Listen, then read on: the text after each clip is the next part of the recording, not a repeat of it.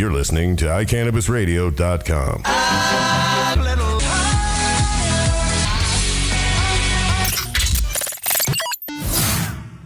All right, welcome back to another edition of the Hemp Connoisseur Radio.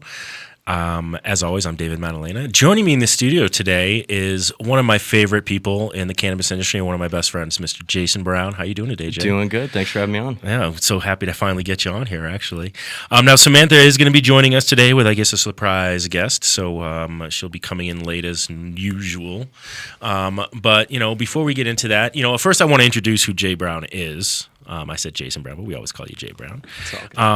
And then I do want to get a little bit of news, and we'll talk about that. But Mr. Jay Brown here is, I would consider, the number one salesperson in the cannabis industry here in Colorado. But whether he's representing topicals from Apothecana, Incredibles chocolate bars, or some amazing concentrates from Bahama, and that's just to name 3 companies right there. Just the tip of the iceberg. Just the tip of the iceberg. And I'd be happy to, we'll get into like everybody you're representing. Yes. But, the chances are, if you've bought an edible in the Denver area, at the very least in Colorado, it was probably sold by Mr. Jay Brown here.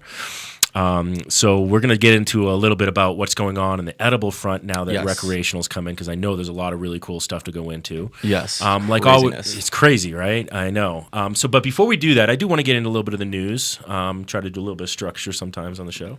There's a lot of course, there's always a lot of interesting things in the news. The first thing I want to get into that's really exciting is the Farm Bill. Now, I know the Farm Bill might not seem exciting to most of you who are here to listen about cannabis news, but written into the Farm Bill by our favorite representative here in Colorado, Congressman Jared Polis, was the ability to start allowing hemp production and research of hemp for its many uses here. And so by doing this bill, first of all, it's going to be great. It's been passed within the Farm Bill. It was already unanimously voted as a line item on the Farm Bill, and then there was this big issue with food stamps and all of that. And so the Farm Bill was supposed to be passed about, 5-6 months ago, I think it was. It did just recently pass, though, and hemp is now allowed for research grants, and every state that has legalized industrial hemp can now start growing hemp with the basically allowed by the federal government. Hopefully soon they'll get into crop insurance for that as well. I don't know if that's a stipulation in this part of the bill. I don't think it is.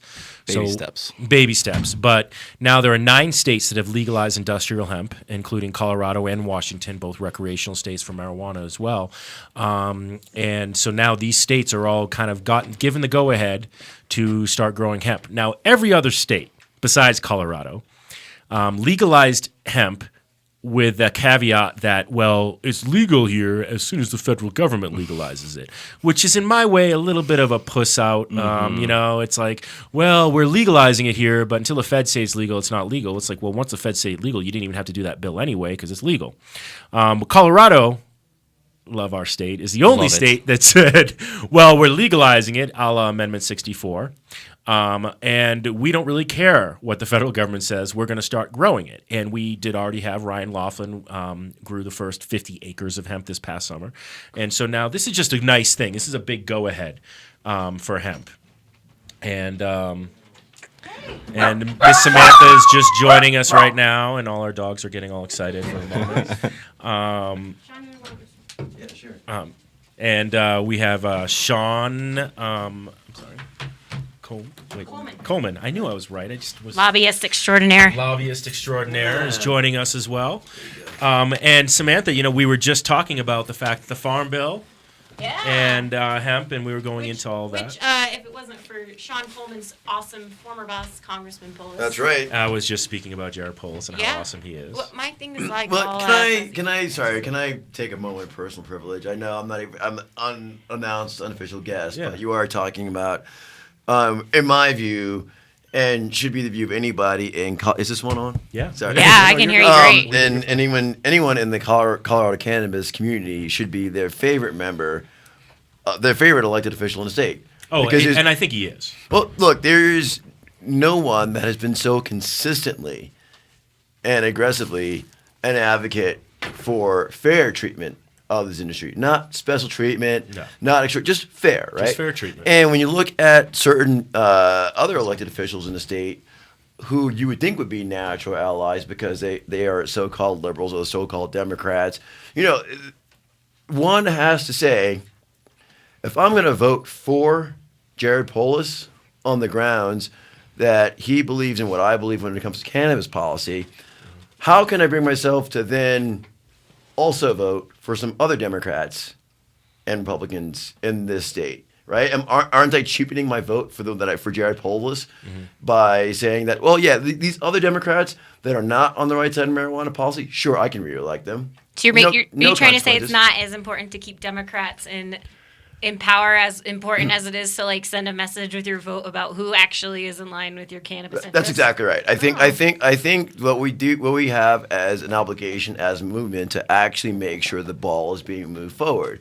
So that means rewarding our friends, whoever they might be, Democrat, Republican, or independent. Again, you got to remember, we live in a state where most people are actually independents. Yes. Right? Sure. So if everyone in the state, for example, if everyone in the state were to vote party line in a governor's race, and there was a Democrat and a Republican and an independent, the independent would win every time. Yes. Right? So why do people in the state vote for Democrat or Republican? Well, because, sorry, I mean, I don't This mean is to, a really but- long moment of privilege, Shawn. Sorry. It's like I'm the minority leader. I'm the majority leader. I'm taking my magic minute. Now that I lost my train of thought anyway, so I'll let you. No, it's okay. No, I agree with you. I think the problem that we have in this country in general is that we are so used to this party system of, red and blue. And, Right. And it is like that, it's very, red and blue or black and white, so to speak, when it comes to voting. And the majority of Americans are more independently minded, but they feel like they have to like, say I'm a Democrat or I'm a Republican to kind of define the majority of what they believe in. And it is, to me, honestly, there's a difference between the red and the blue, to an extent on certain issues. But really, overall, when it comes to the general running of this country and how we deal with corporations and the final, like, saying it, there's really not a big difference. Well, and also, I mean, and I'm glad you said this because you talked about, how it impacts running this country. Well, let's be realistic. Our federal legislative body, the wisdom they had in passing a farm bill that would allow a limited amount of hemp production notwithstanding, it's really not going to be that important to an average person's day because they don't really do a whole lot. So let's talk about the Colorado General Assembly and our governor, because these are people who are active. I mean, the United States Congress, this session, the 113th Congress, so far they've passed less than 30 bills. Well, the Colorado General Assembly is going to crack 30 probably like today or tomorrow. Sure. So, let's talk about people who are actually doing work and what work are they actually doing. I mean, for example, we just came from a hearing where a bill that would make it a crime to evade a drug test just passed out of committee, right? So when you're talking about something that is, Guess what the only drug they talked about was during that whole thing. Was it marijuana? Yeah, of course. So if I'm evading a drug test, basically trying to cover it up or utilize fake urine or something like that? Like so that. instead of it being like, well, now I'm just not going to hire you or now I'm just going to fire you, it's like, also I'm going to call the cops because this is actually against state law. So when you're talking about, Jared Polis does great things and it's really important that he's doing the work that he's doing where he's doing. I just wish we had at least a Jared Polis on the local level. On the state level. Right. And when you're talking about the management of the state, again, by registration, most people in the state are actually independents. Mm-hmm. They break Republican or Democrat because at whatever reason those candidates give them a reason to do it. Well, so I think independent candidates just don't get as much funding for their campaigns. But I think that changes now with social media. I mean, now you can actually, to give example, I ran for city council in Boulder back in 2007. And he lost to a white guy wearing a dashiki. I did lose to a white guy wearing a dashiki. There were 6 seats available. I came in 7th. But here's the thing. This is back in 2007, so 7 years ago.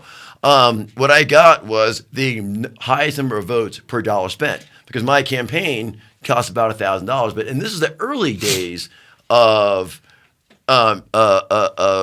crowd sourcing of new media. So now that it's so much more advanced, now that everybody's got a phone in their pocket, the internet in their pocket, I think it's going to be much easier for a independent candidate to be successful in the state. When you look at, as you know, folks like Sam do, when we look at the legislators in their elections, so we can understand how they got to office, what kind of cushion do they have?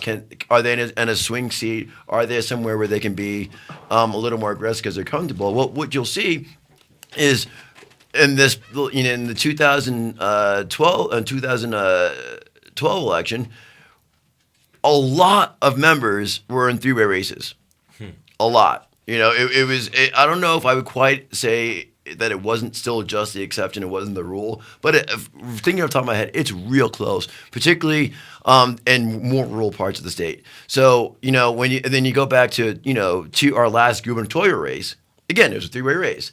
It's actually getting rarer in Colorado that we're having a head-to-head two-way race. And frankly, I think that if a progressive candidate got into the governor's race as an independent, when you look at the governor's track record on marijuana, certainly on fracking, indecisiveness on comes to the death penalty, frankly, indecisiveness when it comes to guns, I think that a real progressive that's an independent, this might be an opportunity. What did John Hickenlooper say lately about marijuana? That he's like embarrassed. Well, he's hates the late night embarrassed. Yeah. jokes. Well, my big thing on the three parties is because I'm all for it. I actually would rather just every single politician just be an independent. Let's get rid of the stigma of what a Republican is and what a Democrat is, because it forces us as voters to actually listen to each individual candidate and what they're saying.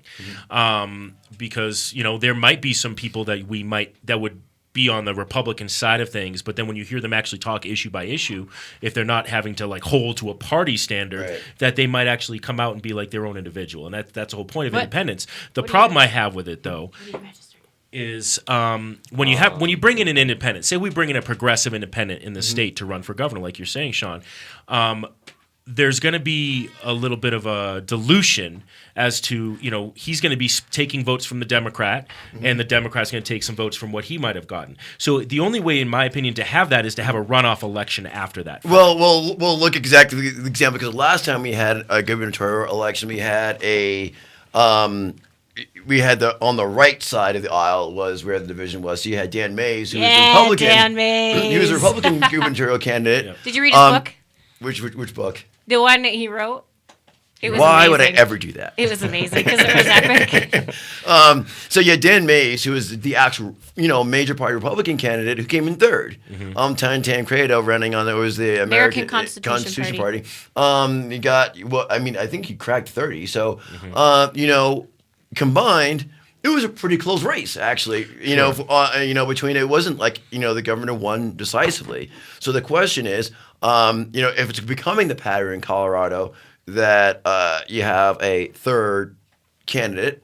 Last time it happened to have been on the right, but the reality is that the third party candidate on the right got actually more votes than the Republican. So, it can work one way or the other. I get that. It cuts both ways, but the question is, and I don't mean to say or suggest that had Tom Tancredo not been on the ballot last go around, that Dan Mays would have won, because again, he came in third, he got 12% of the vote. Right. People were not interested in Dan Mays being the governor of the state of Colorado, just period.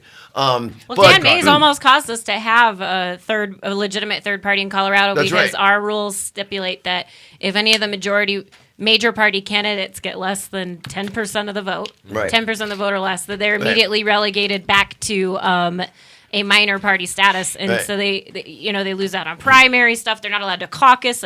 It's insane. And so he almost cost the Republicans their major party status in Colorado, which would have been awesome. So I'm not all suggesting that Dan Mays would have won the election had not been for Tom Tancredo. What I am suggesting is perhaps Tom Tancredo would have won the race had it not been for Dan Mays. Sure. But I think what it is I come from this, I have a memory of a 2000 election that came down to one vote by a Supreme Court justice, basically, that put George Bush in the presidency, and we know how well that experiment worked out. If Ralph Nader was not on the ballot in Florida, I actually don't believe that would have been an issue. I think that Al Gore would have easily won Florida because I think Ralph Nader took 2% of the vote, and that 2% either wasn't going to go to vote, and then we would have had the same issue we had, or some of them would have definitely leaned more towards Al Gore than George Bush if they were voting for Nader. So when I look at things like that, I'm like, I do want it to come down to two people at the end. I like, unless it's like, you get 50% of the vote or 45% of the vote in a 3-run election, I feel like it makes sense to have a runoff after that, just because then you're like, okay, well, the majority of the people did vote for this person in power when it all came down to it. But I do think that the two-party system is absolutely messed up and needs to go away. Well, the point that I'm trying to make here is... Make it quick because we got to go on a break. We do have to go on a break. Yeah, so the point I'm trying to make here is that there is precedent in Colorado. It's becoming more the norm that there is a three-way race. And sooner or later, somebody's going to win one of these three-way races. And I don't know if it's going to be this year or soon, but the reality is if you are really committed to making sure that people who get elected are right on this issue, on cannabis, that means that you have to put partisanship aside and say, I'm going to vote for the people that are right side, and I'm always going to vote against people who are on the wrong side of it. Sure. Because you can't get away with it anymore. It's no longer acceptable to be neutral, and it's no longer acceptable to be on the wrong side. The only place to be, there's only one side of this issue. Right. I got you. Well, we got to go on a break. When we come back, I do want to talk about the upcoming Pot Bowl.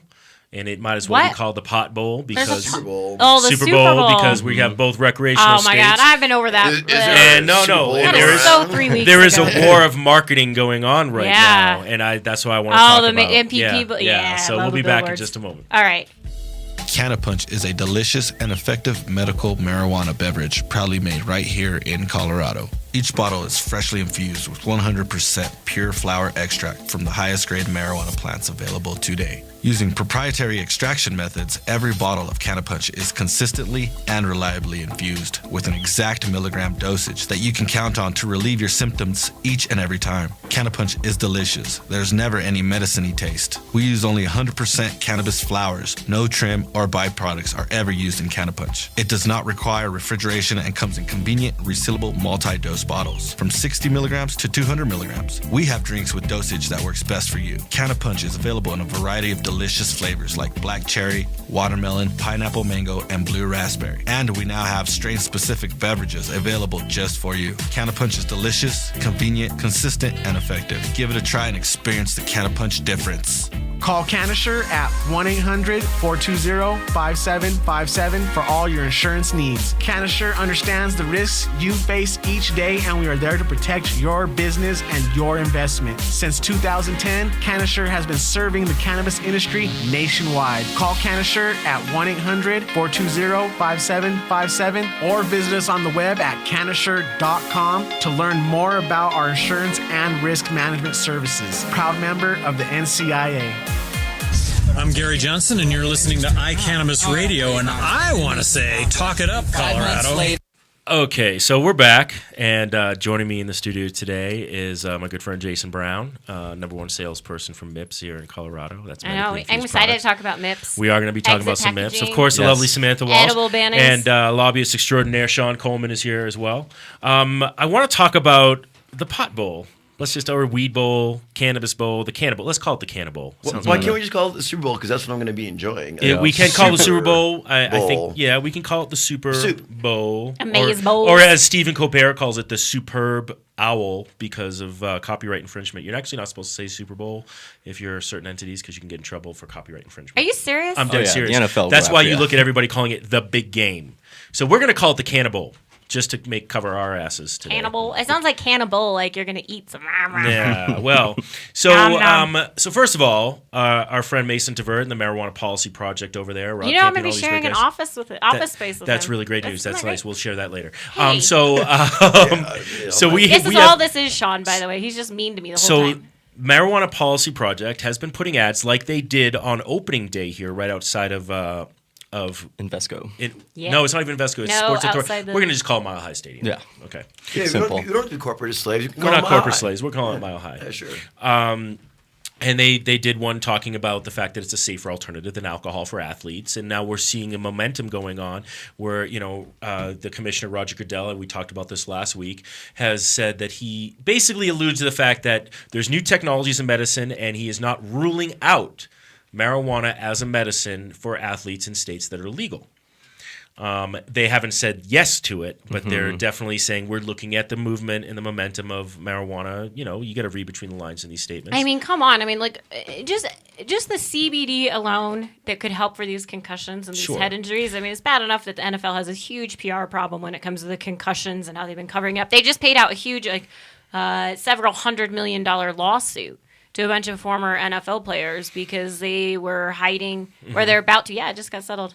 No, yeah. And I heard that the money wasn't enough. the money's not enough. Yeah, settlements are never enough on these things. Well, it was one of those that was out of court recommendation, and the judge said, you need to get more money out of these people. Yeah. But regardless, so they've got this huge PR problem when it comes to, and storied history when it comes to concussions, and how helpful would marijuana be? We've already seen how it's able to help with epilepsy, which is a neurological disorder, fibromyalgia, MS, all these neurological disorders, and cannabis can be healing. It's not just like let's get these players get away with like smoking pot instead of drinking alcohol. It's like let's heal. Which some still of these is people. big enough. Well, that alone is actually big enough. That alone for is me. huge. Don't get me wrong, Yeah. but it's like let's actually heal these people. Absolutely.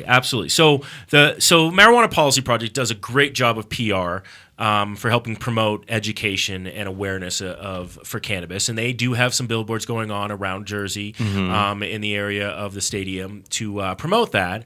And for the first time, I think it might be the first time. The first Super Bowl? Yeah, I think so. SAM, which stands for, what does it stand for? I always like smart approaches to marijuana. Yeah, stupid ass morons. But it's really, we all call it stupid ass morons because when they say smart approaches to marijuana, what they really mean is continuing reefer madness campaigns. Just propaganda. Yeah, it's just a propaganda machine. Well, look, these folks have been misrepresented, and I think it's unfortunate and unfair. Because when they say they care about the children, they do. What they care about is their children's college tuitions, because these people represent the people who profit from pain. They represent the private prison treatment industrial complex. Yes. And so when you remove things like that requirement that I now go pay you money to go pee in your cup, or pay you money to take your treatment course because I have a problem as a result of my first-time possession conviction. Yeah, because you got caught with a joint. Well, so if now that you apparently revenue have a stream problem. goes away, yeah, that's a big problem for this industry because that's a lot of their money. That first-time customer, I don't care what you're selling for a living, and make no mistake, these folks, what they're selling is a limited retention of your liberties because you violated a puritanical law.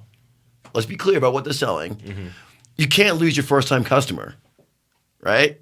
So they're panicking. They ought to be, because this is going to be a huge problem for them. Like, if they don't have that steady stream of people who are going into treatment, I can't remember exactly the number, but it's somewhere over 60% of people who are in treatment for marijuana are there because of a court order. Not because oh my God, I have a problem with marijuana. It's because a judge said, well, you can either go pay this private company money for an addiction you don't have, or you can go to jail. So it's up to you. Yeah, So it's if just they have a all deferred this- sentence to get money. yeah. That's So right. they have Yeah. all this money. You think they would be able to design a better looking billboard? I mean, did you see their billboard? It It looks like a second grader designed it. Is that the billboard right here? Yeah, that's terrible. It's awful. That It's is really bad. sad. You should put it up on the thing. That's Can like you put it clip up art. on the? Yeah. So Oh, well, that's ridiculous. let me see if I can. Yeah, here we go. Yes. Look, Here's the ad. It does look like anything, like it was literally thrown together by somebody. Here's the thing. If you had motivation and perseverance in your campaign, you might have gotten a good graphic designer to create your billboard. Or maybe if you smoked a little cannabis. Or maybe if you smoked some cannabis, you could would have have- looked at this and realized how lame it was. You Get a would have little had a creative. little bit of creative inspiration. So yeah, so just for those of you, because I only showed it really quickly, it has a picture of a football athlete, says motivation, perseverance, and determination. And then next to him is a cannabis leaf, and above that it says none of the above. And then it says marijuana kills your drive, don't lose in the game of life.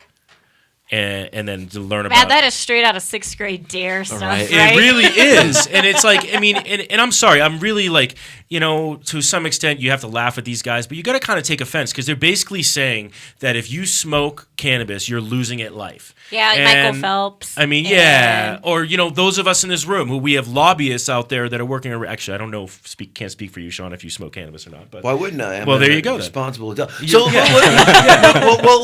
well, here is exactly the point, right? Mm-hmm. So, Project Sam, which is partly led by former Representative Kennedy. While I was in the service of the congressman, spending a lot of time on Capitol Hill, frequently driving around the Capitol complex, and occasionally I had enjoyed some cannabis before I was driving around the Capitol complex. At no point did I ever crash into the gate of the Capitol. Yeah. Representative Kennedy, however. Oh.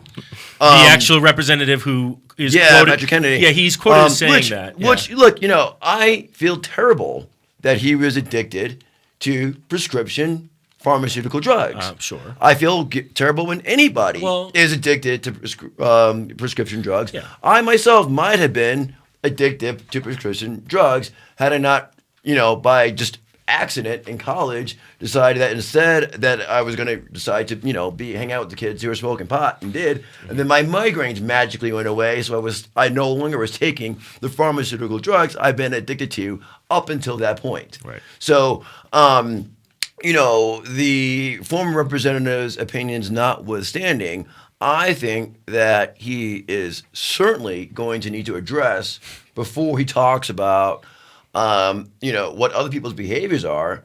He needs to answer to the question, how is it possible that people who are taking the drug that he is saying is more dangerous are not crashing in to the gate of the Capitol? Absolutely.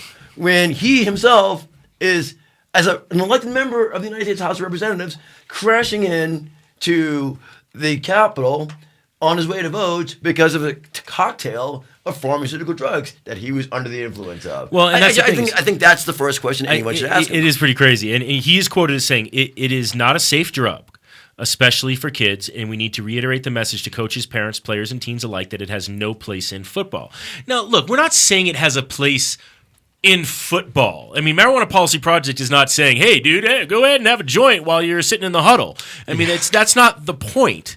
The point is it has a place in people's lives if they want to utilize it as a safe means of medication. And again, to make a statement or recreation. But to make a statement to say spirituality or whatever, or because you just enjoy the taste. I mean, right. look. Just because someone likes to drink craft beer doesn't even mean they like to get drunk. Yeah, right. Exactly. But to make a statement like it is not a safe drug. Well, again, Sam, what? Not you. Oh, the other Sam. Sorry. Sorry. Project. Stupid-ass morons. The project. Yeah, stupid-ass morons. When you make a statement like that, you need to back it up with actual real evidence and real studies that have nothing to do with alcohol or tobacco being thrown in at the same study. And that's something that I don't think they are capable of doing. No. So stop wasting your money on this crap. I mean, really, these guys need to just go away, in my opinion. Yeah, but you got to understand. Their point is not that they actually believe that marijuana is more dangerous than alcohol or cocaine or anything else. Their point is that they make a lot of their revenue by people getting that first-time possession conviction. Sure. And if they don't have that first-time possession conviction revenue, they don't have a business model. Well, and you're absolutely right. And that's the thing I always tell everybody is follow the money. I say that to my writers as well when they're looking at stories. Like, always follow where the money's going so that you can find out why they're doing what they're doing. And that's what's important. And I'm glad that you made that statement, Shawn, about them and that they are part of the prison industrial complex right now. And that's really what they care about. And at the same point, when you talk about that, then what you're really saying is Sam, on top of being a stupid organization that's backing the prison industrial complex is also really a racist organization, because the prison industrial complex, it generally, and prohibition itself, generally goes after people of minority. They go after people in impoverished areas. Oh, no, see, I would disagree that it's racist because racist would imply that there is some specificity. But these people are very, very open-armed. I mean, they don't care who you are. They want your money. So he's saying the outcome is racist. I'm saying the outcome is racist. That is true. That is true. But the outcome of this, but give credit where the credit is due. I mean, these are equal opportunity thieves. They will take anybody's money so long as a judge says that they have to give it to you. Well, you do have a point on that. So we do have to go on another break. When we get back, we should talk about MIPS. We're going to talk about MIPS. The last story in the news I do want to briefly talk about is the fact that the DEA is mad at her boss, the president. She's so mad. Yeah, she's really mad, and she's very disappointed. She should be fired. Yeah, yes. she had a low point in her career recently, and so we want to talk about that low point and kind of revel in it. So we'll be back in just a moment. So excited. Whether you are a commercial grower or cultivate as a hobby, No Dough Urban Garden Supply is Denver's first stop for your hydroponic grow needs. With a wide range of products including House and Garden, Botanicare, and Fox Farm, their knowledgeable staff can get you started on your first garden or help you with your well-established business. No Dough Urban Garden Supply is located in downtown Denver at 1330 27th Street, 4 blocks north of Coors Field near MMD of Colorado. They are open 6 days a week from 11 a.m. to 6 p.m. Call 303-296-3424 or visit them on the web at www.nodoughurbangardensupply.com. This segment was brought to you by The Farm, a medical marijuana care center located at 2801 Iris Street in Boulder. The Farm carries premium cannabis, edibles, and Hummingbird brand products. Visit our new cannabis lifestyle store for your local artesian glass, vaporizers, and hemp clothing. The Farm has been serving Boulder since 2009. Isn't it time you come and see what we have to offer? Green Faith Ministry is for spiritual guidance, MMJ information, and networking combined with compassionate care on the way to enlightenment with all Green Faith sacraments. Green Faith provides charity assistance, including medical and food throughout the year. Contact them at greenfaithministry.com. All right, we are back. We're back. And, I have one more little news story. I mean, there is the whole issue with Eric Holder saying the bank should go ahead and let that happen, and there's still some involvement going on that. Shawn, no. But we're not. Shad was talking about it so bad, I could tell. I Sorry, know Shad. We'll talk about it next time. We're not going to get into that right now because that's a whole long conversation. We have too many. That's an hour show. I can say very shortly: bankers are liars. That's true. Okay, not gonna. I will not deny that statement one bit at all. That's the whole thing. Yeah. So the DEA is slamming Obama for their pot remarks, as the Huffington Post has isn't reported. it just one particular person in it's general? No. It's the head of the DEA. Oh, the head of the which, DEA. by the way, isn't Obama her boss? Yeah, I guess. And she's like talking shit about her. Actually, no. Technically, Eric Holder's her boss. If you want to be technical. But the boss of her boss is Obama. Right. Correct. Okay. There we go. So. She's slamming Barack Obama for saying that marijuana is no more harmful than alcohol. So what? I mean, I guess she's mad that he's not even telling the full truth. He was even a half truth. He was saying it's no more harmful than alcohol when we all know that it's way incredibly safer than alcohol. But she's mad at him for even giving it that much credit. And not just that, the fact that she said that her lowest point in 33 years in the DA was when they flew a hemp flag over the Capitol on the 4th of July. Because hemp is so dangerous. You can't get high from hemp. You can only make amazing products out of hemp. God, what a low point in this woman's career. My bad. Yeah. Oh, and that is actually Samantha's That's dad. my fault, everybody. Samantha did help get that phone up there. Look, there's actually a list of Coloradans that should be thanked and revered. And yes, there are. Well, I was going to say Samantha Walsh was for one. Jared Polis, certainly. Thank you, sir. Michael Bowman Huge. would be another. Mm-hmm. Who else was involved in that project? Adam Dunn. His beautiful mother, Ace Dunn. Mm-hmm. And then I believe, why am I blanking on the name right now? Dank Decals helped with the printing on that. Yes, they did. And the Manitou, the hemp store down in Manitou helped. I think they provided the fabric. Tracy. God, I'm terrible about that. I always. Yeah. So Rocky Mountain Hemp Association and all those amazing advocates. Helped get that. Jared took that flag to the floor of Congress, which was a big no-no too. But he did. I mean, should we even tell her that flag was on the floor of Congress? I don't know. Too? I don't know. I mean, what is she upset about? I mean, that's the thing that I think is amazing. Oh, because maybe one of her cash crops of being able to destroy hemp and get paid for it is going to be taken away from her really soon. Oh yeah, but the thing that I think offends me the most is the fact that like this is the lowest point in her career. This is the hemp is the lowest point. Not some like meth lab or somebody dying or something. No, hemp flag. Or the legalization of marijuana. Or the fact that a story just came out in the news that the DEA had been funding one of the major Colombian cartels. Yes. That's not the low point. That's not the low point. That's in your not career. the low. Like funding a drug cartel, hemp flag. Hemp flag is a way more depressing day. Really? Where are her priorities? Exactly. And then I think the thing that and everyone says, well, you know, and then the MPP, of course, ran that petition to get her fired. And she should be fired. She's a moron. And you know, and then there was this rebuttal from some law enforcement industry groups that had said, "Oh, what are they smoking? And how dare we like have someone fired for exercising their First Amendment rights?" Which is like, first of all, we need to be very clear about what exactly the First Amendment is, people. The First Amendment is not like you just get to. I mean, yeah, you get to say whatever you want, but that doesn't mean you're free from sort of consequences, especially private party consequences. Yes. Like, it doesn't mean you get to keep your job. Well, yeah. Well, I mean, you can't be arrested for saying something. It's You can't be arrested, you can't be prosecuted, liable. you can't be- It's not liable if you actually said it. Exactly. Yeah, and Exactly. and then you know, and then the fact that you know she can't differentiate the difference between you know the I would say the aspects between like hemp and marijuana. Like, yes, it's the same plant, but like we're talking about the number one cash crop for our founding fathers back in the day. That this was the crop our country was built on, and to be completely ignorant of that kind of history, to me, that's why she should be fired. No, I agree. She should be fired for that reason. Blatant ignorance on what exactly. I mean, all you can do, you have to look at that Jared Polis when he grilled. Awesome. Look.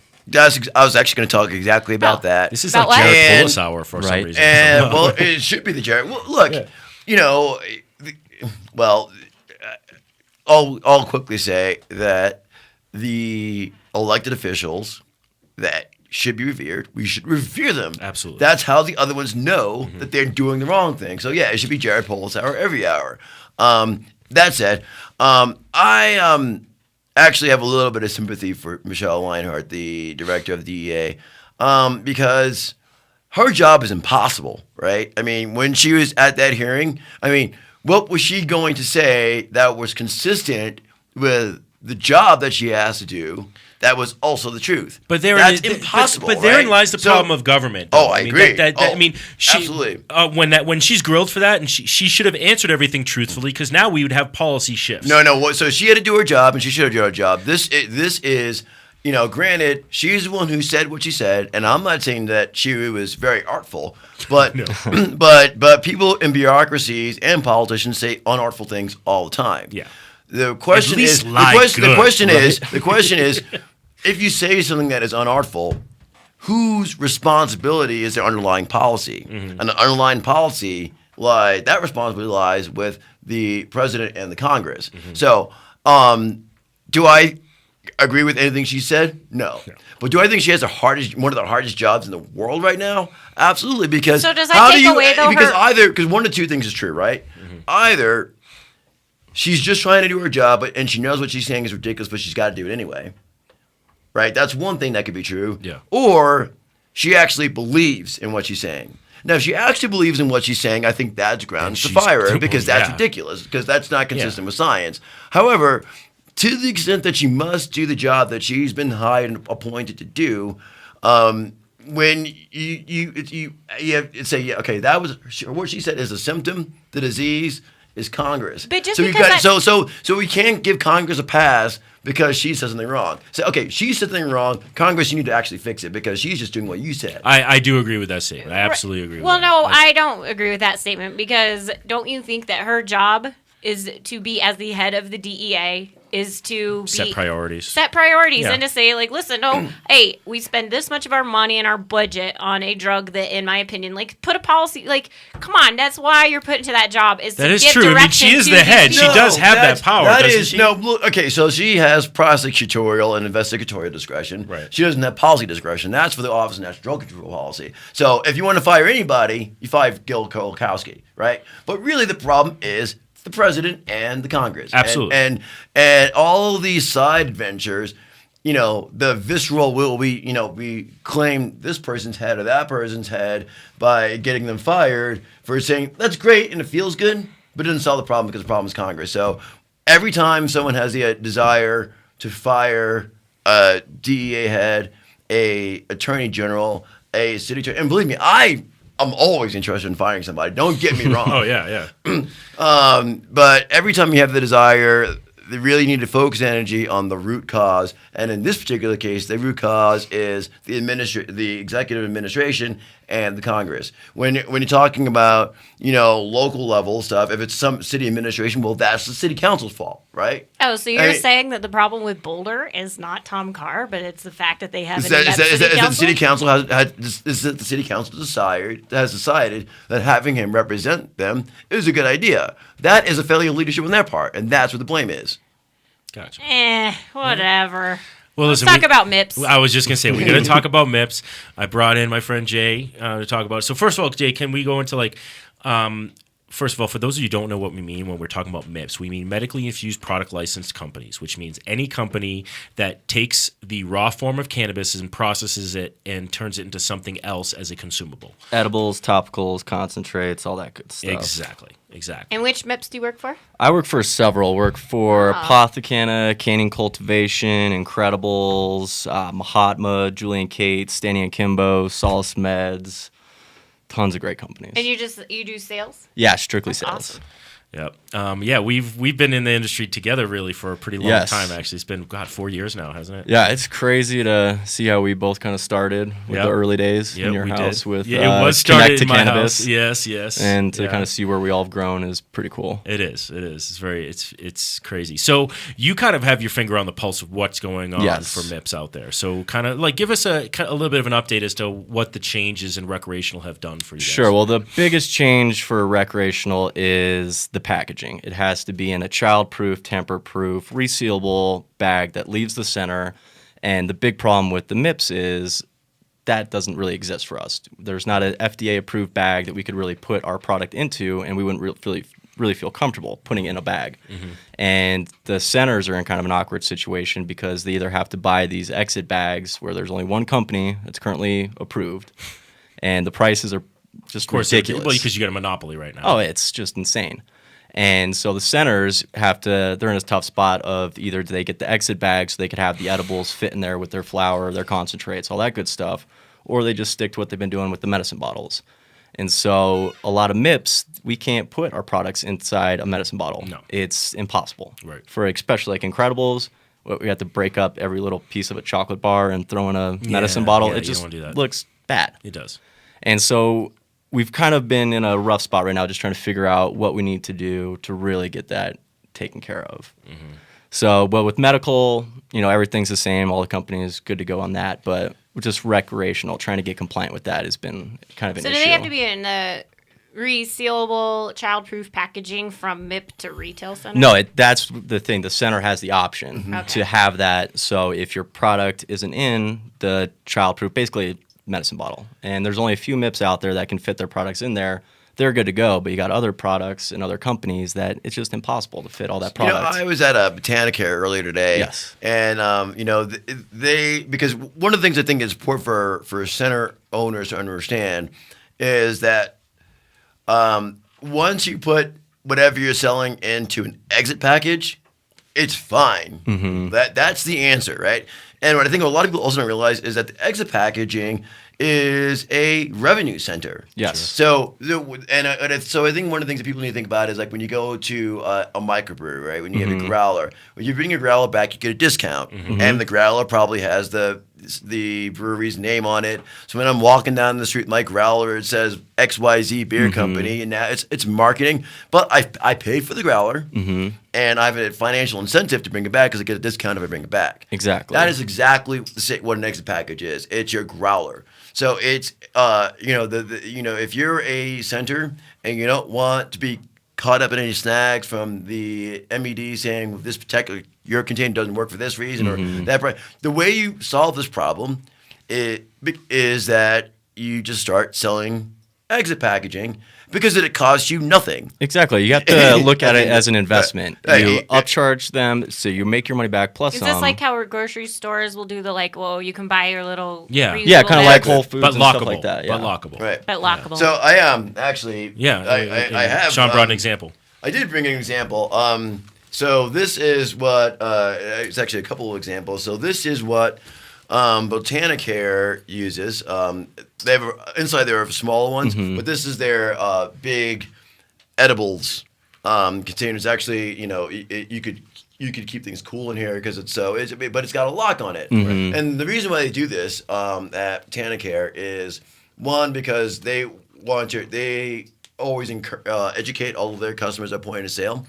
So what they do at one of the things for driving, like. We do have an open container law in the state. You can't just have cannabis just willy-nilly wherever in your car anymore. You have to have it. And so what this says is if you were to get pulled over, the first thing it says, well, look, this is locked. So this is not an open container. It's locked. I'm not accessing it. But also the real answer is if you have cannabis, folks, put it in the trunk of your car. That's yes. You can wait till you get there. It's not worth it, Exactly. Because that gives them a reason to then say, well, now I see that you have cannabis. Now I think you're impaired. Yeah, then opens the door for the sobriety test. It opens the door, so just don't do it. Have it in your trunk. So I don't know if anybody there can see, but so this particular one, it's for their infused products. So it's you can put hot, cold, whatever you got. And then they have, the smaller ones for, and it's branded with the name on it. And again, it's got the thing where it could lock. So this is, what this says. Like now, if I'm a tourist and I bought this bag, I have to buy the bag when I go walk out the store. They're not going to let me walk out the store without giving them the $6 or whatever it is. And now they've got my money, right? And so now I'm going to keep the bag. Well, if I'm a tourist now when I get home, sure, I've used all the cannabis. I just put this back in my suitcase when I'm flying back to, Milwaukee or whatever. But now, people in Milwaukee see your brand. Right? People are going to hold those bags out. Yeah. So I think that, it's one of those areas where this is, there are going to be people interested in a legislative solution to this. But really, the best solution is the private sector solution, which is just, hey, everybody, buy the exit packaging, brand them, sell them. Because if everybody's doing it in the industry, then the cost is, first of all, you end up more demand for it, so the price of producing them comes down. But then there's no competitive disadvantage for doing it, and it helps you get because I agree with you that the infused products manufacturers have definitely gotten the short shift. Throughout this entire process, and it was almost like an afterthought. It was like, oh yeah, we got to do this too. Oh yeah, it was like they just threw it in there willy nilly last minute. It wasn't willy nilly and accidental. It was it was a carefully strategic. Yes. It was carefully lobbied thing. So it wasn't willy nilly. But the thing is, what I thought was good about the compromise is that at the end of the day, everything can just go in an exit package. If you're when in doubt, throw it in an exit package. And the thing is, again, for a center, it's free. Well, and it makes your life easier, as a representative of all these MIPS out there. Now, if you guys are having to create your own child-proof packaging, and then on top of that, as these develop, it just makes it's almost like too much work, and everything brings the price up. Oh yeah, then you're talking everything going up for our product because now we have to buy all this new packaging, and it's just a crappy situation for the MIPS right now to get that. And so, like a couple of the MIPS that I work for, we've talked about joining in, getting a big order. So we all have the same packaging and kind of set like a standard for edibles. And I think that's a kind of good direction to go in for edible companies to really be united on this situation. I think that's what needs to happen is there needs to be more unity amongst the industry to like push and say, look, you guys, I get that you want childproof and all these things. Yeah, we're all about being compliant. We're all about. But can we? Yeah, let us present the solution instead of you saying, oh, by the way, there's only one company that does what you guys want. Yeah, and it's frustrating. Like you said, there's only one company that's available right now, and it's frustrating. I mean, in 4 or 6 months, that's not going to be the case. I mean, there's companies scrambling to get this going, to get passed by the child standards and all that stuff. Right. So, I mean, it's just, another interesting time in the cannabis industry. I mean, there's always... How are sales, though, aside from that? Sales have been crazy with, not for rec yet. I mean, Incredibles is rec ready, Mahatma's rec ready. The rest of them, slowly but surely, around springtime, they'll be up and running. Mm. But with everyone doing their one-time transfer, they're stocking up on edibles, transferring everything over. Yeah, because to explain what that means, in the one-time transfer, when you don't have any product, like when you go from medical to adding on the retail license, you're allowed to do a one-time transfer of your medical stock and purchases over to there to create that and have something. Yes. So they can buy any product medically that isn't necessarily approved or has their license yet for retail. And transfer it over and sell it on the retail market. Is that correct? Yeah, it's kind of a weird situation because they're not approved. Right. It's not 100% correct. You can only transfer over what you could have had in the retail marketplace in the first place. Well, yeah. So, because some have transferred over. I think ones that weren't quite retail ready. Well, look. So there's a couple of by retail ready, what it means it's actually not attached to, I should say it this way. The most important thing when you're going to do a transfer over is on things that you consume. You eat or drink, what is the active THC? Because the retail market has 100 milligram limit, which the medical does not. And then the second question is, if it's not going to be eaten or drunk, is it labeled as such? Because if it's labeled as concentrate for the purposes of injecting into a vaporizer pen, so in other words, you're going to smoke this concentrate, that is, for the purposes of the THC limit, flower, not subject to 100 milligrams. Sure. However, if it's a canister of oil, which you're going to use to cook with, that is subject to the 100 milligram. Right, so these are just the things that folks need to be careful about. That's why there is that rule that says you have to put directions on how to use it. It's not directions because all of a sudden we think people are dumb and they don't know how to use this product, but it needs to. The point of that is to clarify in case it comes up later.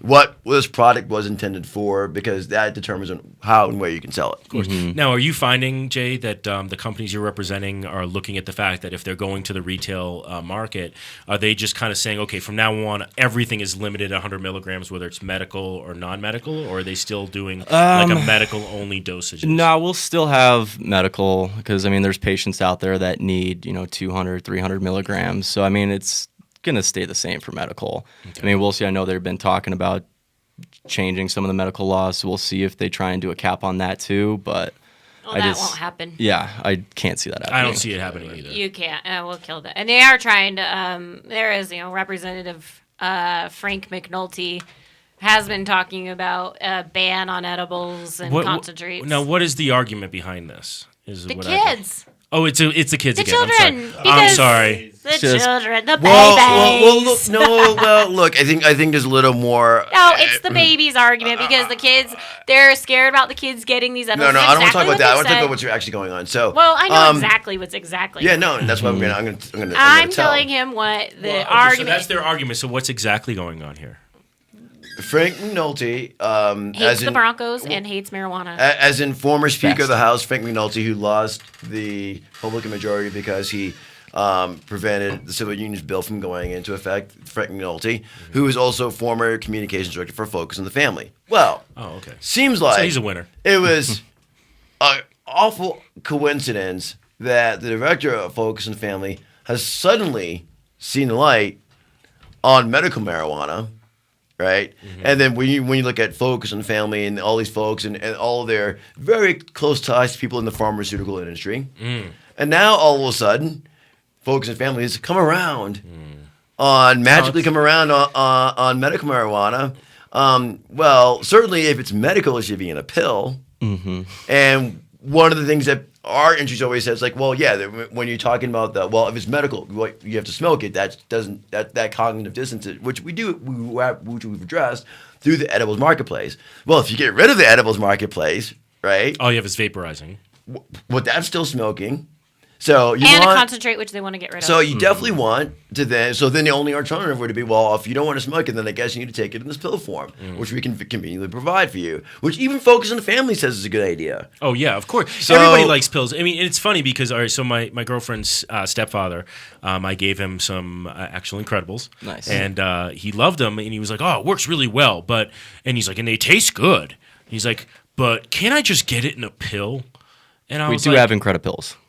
Yeah, but that's not the point. I get it. I love that you're always selling. Look at you. But that's not the point. The point is that we need to rethink how we think about medicine in the last 100 years, or how we started thinking about it. Because he's thinking to himself, even though it helped him, he liked the taste of the Incredibles, said the medication worked good, but yet he didn't feel comfortable. He didn't feel like he was getting medicine because it wasn't in a pill form. And that, I think that's the problem that we have right now, is that's the we are you that's the pill nation. I think you hit it exactly right, because we're not what the underlying strategy here, which is to get rid of the more natural. Food is medicine. I eat food, therefore it makes me feel better. Yep. To move that towards the pharmaceuticalization. So what I would say is, I would separate the idea of medicalization versus pharmaceuticalization, right? Yes. And we don't need. Rather, I should say it this way. History has been so clear about this. I mean, one of the things that happened in ancient Rome, right, is when they started to pharmaceuticalize wine. It's like, oh, well, we can put all these chemicals in it. So, I mean, do we want to start pharmaceuticalizing cannabis? I don't think we do, because the whole point of this is breaking away from health via pharmacy and return to holistic wellness through diet. Well, I mean, what I would say is that, when I drink the beer that I brew that's got actual nutrients in it, that's healthier than drinking a Coca-Cola. Sure. And so that's why I don't have diabetes, even though people who drink Coca-Cola do, right? Yeah. And when I'm... Why Marinol and Sativex don't work. Right, that's what it's not the same. Because, when I consume cannabis, I know where it came from. I know what it's going to do to me. And it complements the rest of my diet. That is primarily things that I know where it came from, and I know it's going to be good for me. So, whereas everybody's all up in arms about the healthcare law, the one or the other. Well, the best way to make sure that you're healthy. I mean, I'll say, I'm very rarely sick. I haven't been a doctor in years because I eat right.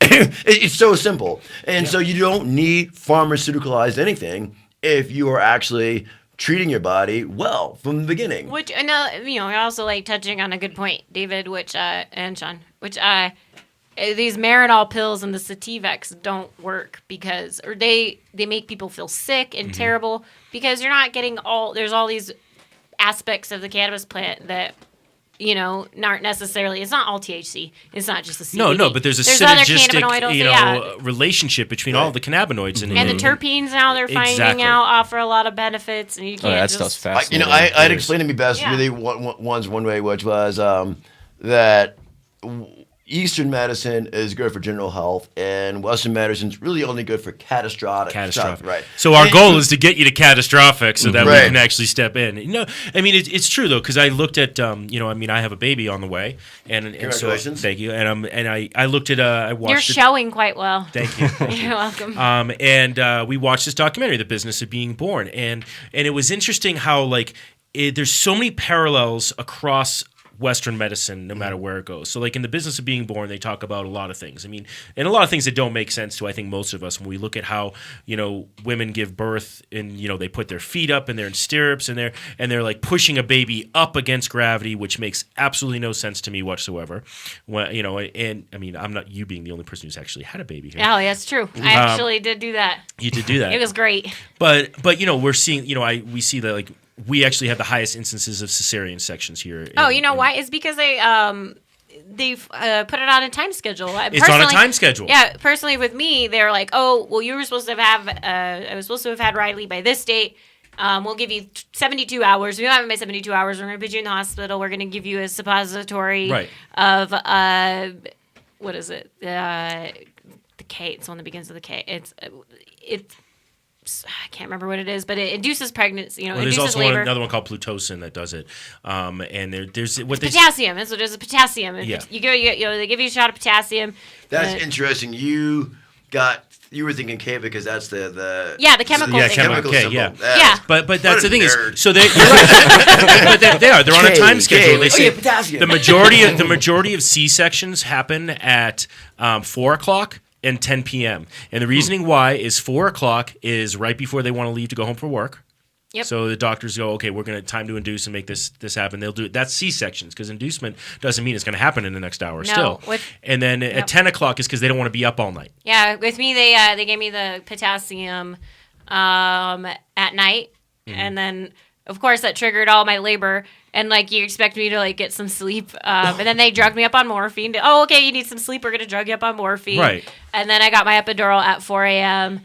Because it was just too painful. I couldn't handle it. And then because I was on all these drugs, it put Riley into distress, and he wasn't facing the right way, so then I had to have an emergency C-section. Yeah, and we have more C-sections in this country than anywhere else. And the other, I'm bringing up this point because there's a parallel to how medicine is being treated, I think. And it's a convenience. It's a convenience, but it's also money. Because correct me if I'm wrong. Every time you get an epidural, every time you get Pitocin, that's charged to your insurance company. So a C-section, that's a way more expensive procedure than a midwife helping you give birth in But also, the thing is, hospital think about stay. it, but look at how irrational this is, though. It's not forget about the fact that it's completely unethical and not literally criminal because it's perfectly legal. But it's kind of irrational it is. Our species has survived for how many eons? And all of a sudden, in the past 20 years, all of a sudden now, the only way by which a human being can enter the planet in this country is by knife. Yeah. What happened? What happened? Look, the one thing that people who are creationists and evolutionists can agree on is that human beings haven't changed very much in a while. So I'm just kind of curious what happened in the past 20 years. I am too. On evolutionary scale, all of a sudden we are incapable of giving child. But let's not discount the fact that there are definitely situations where babies need to be. Yes, sure. Yes, there are. There are. And childbirth has been known to be dangerous, and it causes the life of the mother and the child. So yes, do I want a OBGYN surgeon right on hand when my girlfriend's giving birth? Yes, I want that to be available, but it is a last resort. It is not that. It's not the way. It's not. Yeah, it's not. The doctor way. Shouldn't be coming in and saying, "Okay, this is the schedule we're on." It should be the midwife saying, "Okay, we need to go get a doctor now." And that's the way it should actually, in my opinion, that's how it should work. And from witnessing, all the other countries are way ahead of us on this. All the westernized countries, and the reason why is they still have midwives in their kind of. We have to legislate them back in. We actually have to legislate them back in, and so this shows that how backwards we are, where we thought progress, in technology was way more important than nature. And I think that, and this is how we're bringing us back to cannabis, because I think that's the whole point, is we're so stuck up in the fact that we think as a society, not the people in this room, that if it's medicine, it has to be coming out of a bottle, and it has to be in a capsule form, and it can't be just a natural herb or a remedy that you can make at home or grow at home. Well, or that it's just diet anyway. That everything you take is diet. So either everything is food, including drugs, or either everything is drug, including food. However way you want to look at it. But the reality is, what is any pharmaceutical drug is really just the crack version of that particular plant, right? Acetaminophen is just a bunch of different plants concentrated. We've heard that word concentrated into crack form. Yeah. But if you just eat all of those things all the time, then you don't need crack. Well, it's amazing to me that our medical professionals seem to ignore the Hippocratic oath that they all have to take. One of the things that Hippocrates said was at the beginning was, let food be thy medicine and let medicine be thy food. Right. Or let your medicine be food and let your food be your medicine. Right. And then again, at first, do no harm. Right. And it's like we've totally like they'll say these oaths, Right. but then they completely forget them and ignore them Right. and don't even realize. Because and again, it is all tied into cannabis, and I think that's why this movement is so important because it's a linchpin to so many other things. Because I think one of the first things that happens is as people start to wake up to how they've been lied to about this issue. They just like, well, what else is not true? That's the thing. And cannabis will make you think. Well, look, here's a prime example. So, in Boulder, there is, this farm, right? And they have goats, and there was, I was eating some of the goat cheese. I'm like, well, this is delicious. I'd like to buy some, whatever. And the lady's like, well, no, you can't buy any of the goat milk, and you can't buy any of the goat cheese because that would be against the law. But what you can do is you can become a member, and I can sell you a piece of this goat. And then now it's your goat also. So it's like, so in other words, what you're doing is you're transferring, you're asking me to transfer my right to grow a goat to you so that then you can be my goat's caregiver and then sell me the product of that goat. Well, boy, that just sounds like you're selling weed, doesn't it? Yeah. Sounds like a sex plan. Because of our irrational food policies that like I can't, that FDA says, well, yeah, just because you can go over there, you can see that goat, and you can pet that goat, and you can touch that goat, but because that person who's taking care of the goat didn't pump that goat full of chemicals that we think are a great idea, you can't have that goat. But unless it's yours, so it creates all these black market loopholes. So all these things are connected, and the reality is, I think the thing that's the most scary about to the opponents, whether they realize it on a conscious level or not, is that this is just breaking one of the fundamental underpinnings of their rationale for power in society, which is one that it's up to somebody, not you, to determine whether or not you're going to have healthy food and water and things to drink. Sure. Right? Number two. And then number two is that certainly under any circumstance, you need to be participating in the macroeconomic banking corporate vending system in order to live at all. Like if you don't want to be a part of that, then we definitely need to make sure that you don't have access to anything, because it's always interesting to talk about when the DEA shows up at a marijuana business with the guns. My question is, why is the FDA showing people's farms with guns? I agree. See, that's a really good point. Why are we still the only country that is not? I mean, they're working on it, but is not banned GMOs. I mean, not the only country, but we have banned the milk that you can see where it came from. Yeah. The milk across the street, you cannot have that. No, you can't have that one. But the milk that has got all sorts of chemicals, like you must drink that instead. Yep, exactly. And you have to buy it from a corporate store. Yep. By the way. Oh yeah, of course. So we have to go. And you don't have to use a credit card. Yeah, we're actually running over time. But before we go, I brought Jay on. I want you to kind of just mention some of all the companies you work for, and just a little bit about what each company specializes in. Sure. Yeah. So Apothecana, they do salves and lotions, great for pain, eczema, any type of ailment you have with your skin. Apothecana really helps out. They have lip balm that works amazing. Canning cultivation, they do a wide variety of things. They have hard candies, tinctures. Just came out with a new line of suckers and sour hard candies that have been going over really well. Incredibles, chocolate bars, everybody knows them, loves them. Great stuff there. Newer product from Nicotine of Essential Extracts, the OG Essential Capsules, just came to the market. You can start seeing those in centers across Denver and up in the mountains right now. Let's see what else. Julie and Kate, awesome, gluten-free, all natural, all organic products. They do granola, a seed mix. Really good granola, by the way. Yeah, the Nutty Bite is my favorite thing she does. Stuff, that thing is just insane.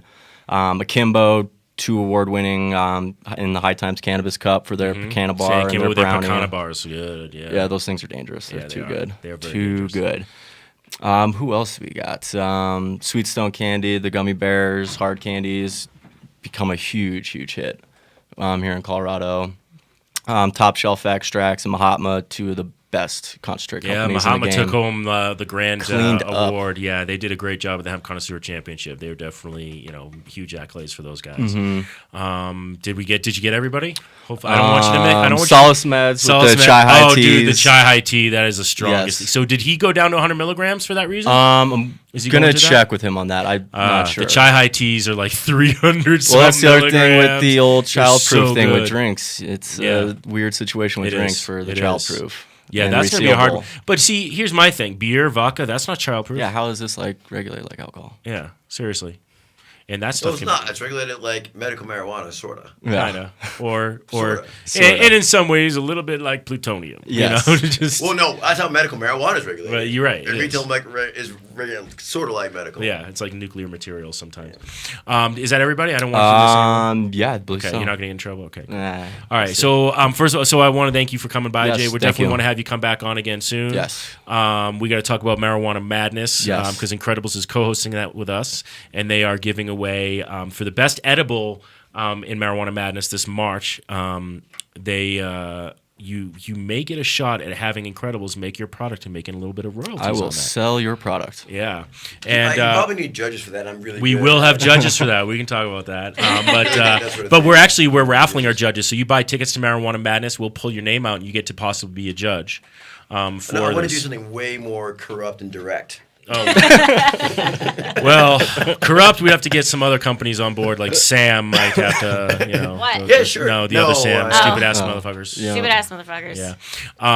And then, we have that for marijuana. And Easy Trim just said that they're going to provide one of their Wander trimmers for the winner of the grow portion of Marijuana That's Madness, pretty cool. which is like a $1,500 trimmer that's freaking badass. Nice. So that's a really cool thing. So check that out. Go to our Facebook page and look up Marijuana Madness.